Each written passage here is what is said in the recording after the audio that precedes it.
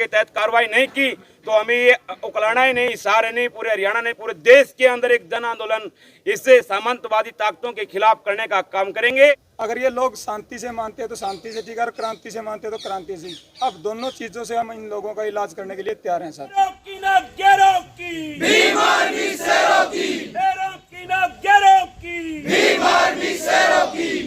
सबसे पहले सभी सम्मानित पत्रकार बंधुओं, भाइयों को, साथियों को मैं धन्यवाद कहूँगा कि हमारी इस न्याय की आवाज़ को और एक अपमान के सम्मान की आवाज़ को देश दुनिया तक पहुँचाने का काम करते रहते हैं समय समय पर। तो सर, आपका सवाल है कि भीम आर्मी क्या स्टैंड लेती है। सर, भीम आर्मी को कल ये घटना जब घटी थी तब हमारे साथियों की यहाँ पर विजय टांक जी है हमारे साथी, और उन्होंने हमारे को वीडियो के तहत वो वीडियो पहुँचाने का काम किया, बताया कि ऐसे ऐसे बाबा साहब का अपमान हुआ है गांव बूढ़ाखेड़ा में। तो हमने तुरंत प्रभाव से एक्शन लिया और मैसेज को, उस वीडियो को हमारे भीम आर्मी के संस्थापक एडवोकेट चंद्रशेखर आज़ाद जी को और राष्ट्रीय अध्यक्ष विनय रतन जी को और प्रदेश अध्यक्ष कमल कुमार बराड़ा जी को और आज़ाद समाज पार्टी के प्रभारी हिमांशु वाल्मीकि जी को हमने तुरंत प्रभाव से मैसेज को फॉरवर्ड किया और उनको यहाँ की घटना के बारे में बताया। और उन्होंने एक हमारी जिम्मेवारी लगाई कि आप लोग गांव बूढ़ाखेड़ा में, उकलाना में जाकर के इस अपमान के लिए, इस अपमान की भरपाई के लिए लड़ाई लड़े। जब तक लड़ाई सम्मानजनक नहीं पूछती है, बाबा साहब का सम्मान वापस नहीं मिलता है, तब तक इस लड़ाई को लड़े, हमारा साथ रहेगा। और भीम आर्मी के संस्थापक एडवोकेट चंद्रशेखर ने तुरंत प्रभाव से रात को ही ट्वीट कर दिया था वीडियो को अटैच करके, और हमारे हिमांशु जी ने और प्रदेश अध्यक्ष कमल कुमार बराड़ा जी ने संज्ञान लिया है इसके ऊपर। और ये बात कोई छोटी नहीं है, पूरे देश में ये बात का विरोध है। प्रशासनिक कार्रवाई की बात करें तो कहां तक पहुंची है और आप इससे कितना संतुष्ट हैं? प्रशासनिक कार्रवाई से हम बिल्कुल भी संतुष्ट नहीं हैं। जो यहाँ की पुलिस ने जो त्वरित कार्रवाई करके दोषियों को, दो जो मेन एक्यूज्ड है जिन्होंने जलाने का काम किया है, उनको राउंड अप करके, और आज वो हमारे पुलिस की कस्टडी में है और उनसे पूछताछ की जा रही है, रिमांड पे हैं। तो हमारी पुलिस को बताया गया है कि जो मैन जो जलाने वाला है उसने बताया था कल एसएचओ महोदय को उकलाना के कि मेरे को ये बाबा साहब की फ़ोटो खरीदने के लिए पैसे दिए गए थे, मेरे को जलाने के लिए किसी ने बोला गया था। तो हमने आज हमारे ज्ञापन के जरिए हिसार के एसपी महोदय, डीजीपी महोदय, हरियाणा सरकार से प्रार्थना की है कि जो मैन इसके पीछे मास्टरमाइंड है उसको उजागर किया जाए और उसको सलाखों के पीछे भेजने का काम किया जाए। आज जो ज्ञापन दिया इसमें किस प्रकार की मांगे जो है वो रखी? हमारी सबसे पहले मांग थी कि ये जो अपमान है बाबा साहब का अपमान, ये भारत देश का अपमान है और भारत देश के संविधान को मानने वाले लोगों का अपमान है, और ये बाबा साहब के अनुयायियों का अपमान है, हमारे महापुरुषों की विचारधारा का अपमान है। और ये अपमान का बदला जब तक नहीं लिया जाएगा, हमने मांग रखी है कि ये एक एफआईआर सिंपल जो सेक्शनों में एफआईआर रखी गई है, इस एफआईआर को देशद्रोह की धारा के तहत इन दोषियों के ऊपर कार्रवाई की जाए और गांव बूढ़ाखेड़ा में जहां पर बाबा साहब का अपमान हुआ है वहां पर बाबा साहब का स्टैचू लगाया जाए और बाबा साहब की विचारधारा को, महापुरुषों की विचारधारा को घर घर तक पहुंचाने के लिए एक लाइब्रेरी का निर्माण किया जाए।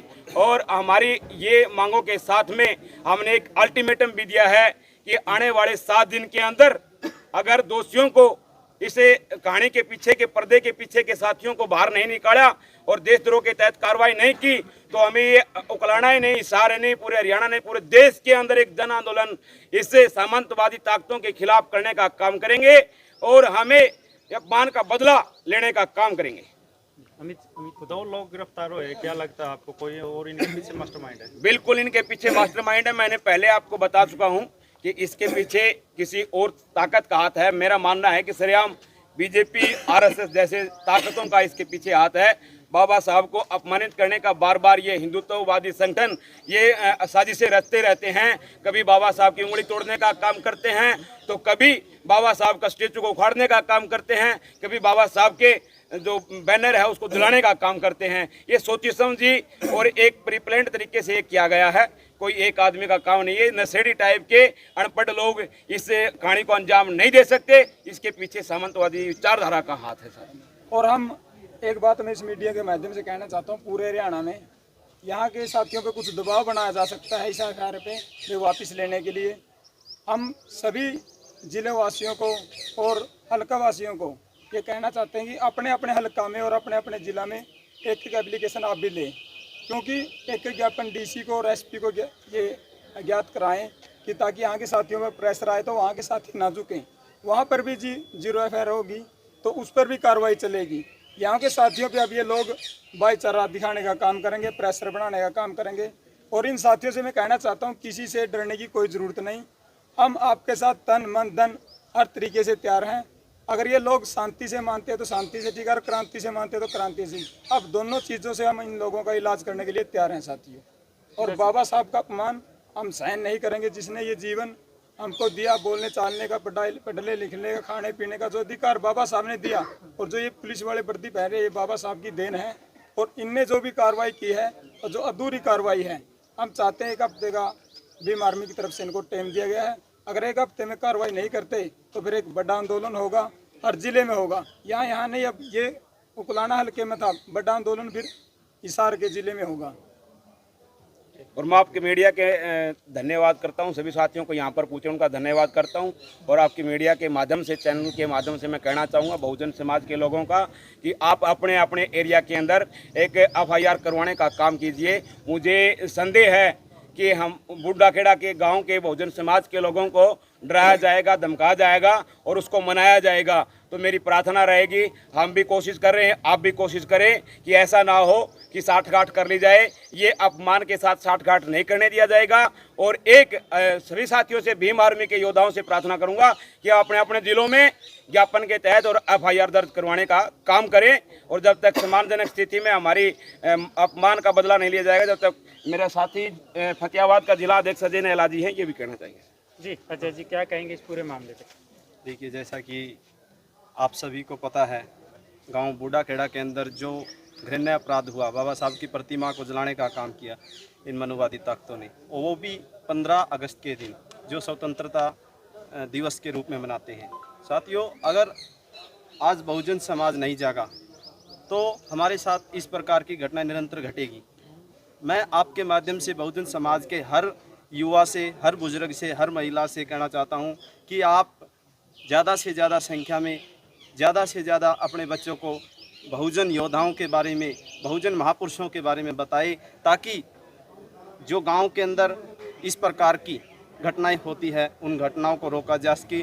और इसको रोकने के लिए सबसे बेस्ट तरीका यही है, जैसे कि हमने यहाँ एक हमारी मांग भी रखी। इस मांग के अंदर हमने बताया कि उसके अंदर गांव बूढ़ा खेड़ा के अंदर एक लाइब्रेरी हो। लाइब्रेरी के अंदर वो हमारी, चाहे बाबा साहब की बात हो, चाहे दीनाबाना वाल्मीकि जी की बात हो, उन विचारधाराओं को पढ़कर अपने समाज को, अपने देश को बदलने की काम करेंगे। इन्हीं शब्दों के साथ आप सभी को क्रांतिकारी जय भीम। हमारे अलका देख उखलाना अगस्त के दिन बहुत ही निंदनीय है। ऐसी घटिया मानसिकता वाले जो लोग हैं, जो ऐसा कृत्य करते हैं, उनको सबक सिखाएगी भीम आर्मी कानून की मदद से। ये घटनाओं को आगे रोकना होगा और भीम आर्मी संगठन को मजबूत करना होगा। और दूसरी बात, ये समय समय पे कार्यक्रम करती रहती है समाज सेवा के लिए। भीम आर्मी हर कहीं भी कोई ऐसी घटना होती है वहीं भीम आर्मी आगे आती है। बाकी जैसे कि संतलाल महोदय जी ने बताया कि इसकी बड़ा आंदोलन हमें करना पड़ेगा, ये तो इस पर अच्छी कार्रवाई हो, उसके ऊपर देशद्रोह की धारा उसके ऊपर लगनी चाहिए। और जिसने साजिश रची है वो लोग कौन थे, जो उसका मास्टरमाइंड है, वो गिरफ्तार होना चाहिए। और जो हमारी मांग है, वहाँ पर बाबा साहब का जो अपमान किया है, वहाँ पर बाबा साहब की स्टैचू लगाई जाए और एक अच्छी लाइब्रेरी वहाँ पे खोली जाए, ताकि समाज में एक अच्छा भाईचारा कायम रहे।